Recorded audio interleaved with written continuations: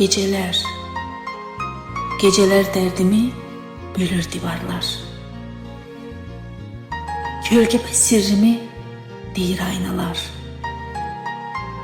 Ürəyimin içində qopur tufanlar. Mən elə bil dərdimə əsir düşmüşəm. Ümidim sarılıb solmuş yarpaq tək. Sevincim içimdə sönmüş şam tək. Bir isti nəfəsə həsrət qalan tək. Mən yenə taleyə sınaq düşmüşəm. Dərd aldı əlimdən mənim gücümü. Zaman da yox etdi dözümümü.